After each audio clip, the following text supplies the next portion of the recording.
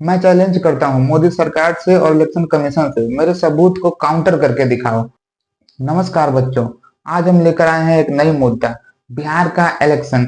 हाल ही में हुए बिहार के इलेक्शन शायद से देश के इतिहास में सबसे बड़ी अनफेयर इलेक्शन थी। इस इलेक्शन में जिस तरीके की हेरा फेरी की गई है, ये जान करके आपके होश उड़ जाएंगे। मुझे पता है कि ओपोजिशन की बुरी तरीके से हार हुई है, इसलिए वोट चोरी का बहाना दिया जा रहा है। सेम चीजें मीडिया में भी फैलाई जा रही हैं। और मैं आपको एक बात बता दूं कि वोट चोरी कोई नैरेशन नहीं है, ये एक हकीकत है। और ये कहते हुए मुझे एक बात बतानी पड़ रही है कि इसका कुछ एग्जाम्पल है मेरे पास। इससे पहले मैं आपको कुछ बात बता दूं कि यहाँ कोई मेरा चाहेता नहीं है।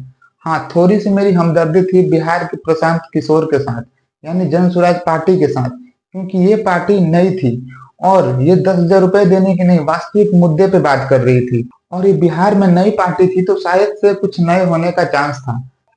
लेकिन रिजल्ट चाहे जो भी हो, जो भी जीते या जो भी हारे, इससे मुझे फर्क नहीं पड़ता।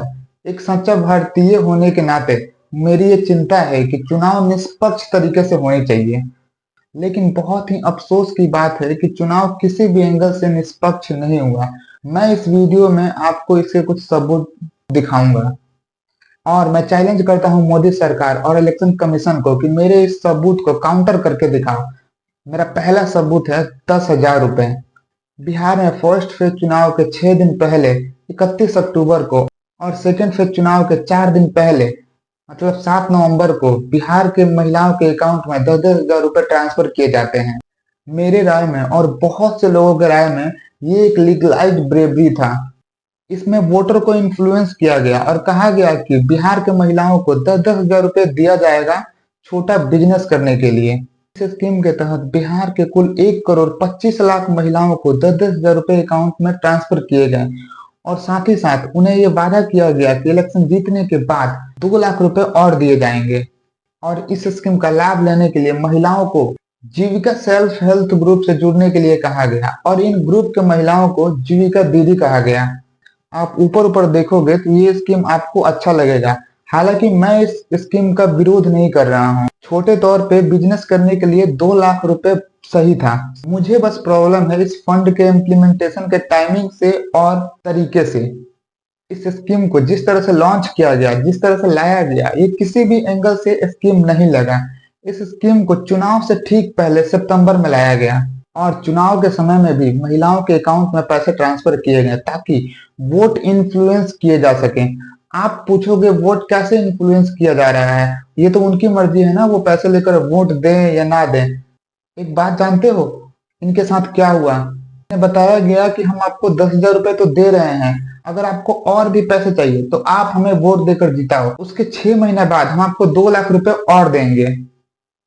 लेकिन यहाँ पर सबसे बड़ा सवाल उठता है इलेक्शन कमीशन पर, क्योंकि मॉडल कोड ऑफ कंडक्ट में क्लियरली लिखा गया है कि आप किसी को भी पैसा नहीं दे सकते हैं, खासकर चुनाव के समय। स्पेशली कब? जब मॉडल कोड ऑफ कंडक्ट लागू हो गया हो तब। लेकिन इस बार के चुनाव में 6 अक्टूबर को मॉडल कोड ऑफ कंडक्ट लागू हो चुका था।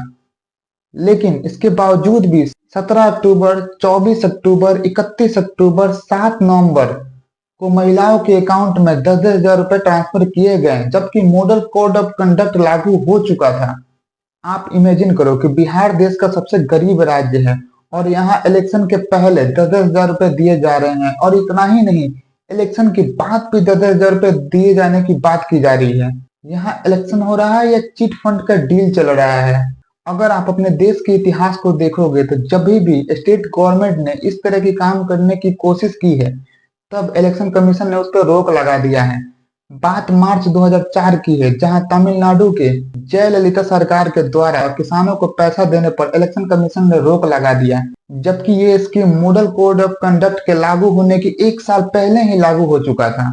ठीक इसी तरह सन 2013 में तमिलनाडु के डीएम के सरकार के द्वारा फ्री कलर टीवी जनता में देने के स्कीम पर भी इलेक्शन कमीशन ने रोक लगा दिया था, जबकि ये स्कीम 2006 में ही लागू हो चुका था।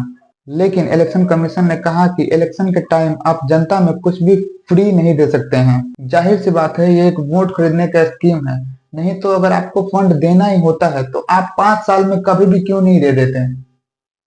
और दूसरी चीज है डुप्लीकेट वोटिंग। जिन लोगों ने पहले ही दूसरे राज्य में वोटिंग कर दिया है वो भी बिहार में आकर दोबारा वोटिंग कर रहे थे।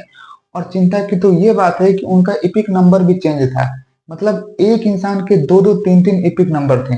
ये देख रहे हो, बीजेपी के वर्कर नगेंद्र कुमार दिल्ली में भी वोट करता है और साथ ही साथ बिहार में भी वोट करता है। और इतना ही नहीं, अजीत झा नाम का एक इंसान जो बिहार में भी वोटिंग किया, दिल्ली में भी वोटिंग किया, हरियाणा में भी वोटिंग किया। फ्रॉड चल रहा है, वोटिंग का एक अलग ही फ्रॉड चल रहा है। नमस्कार दोस्तों, इसी के साथ हम इस वीडियो को खत्म करते हैं और मिलते हैं आपसे अगले वीडियो में कुछ नए मुद्दे पे।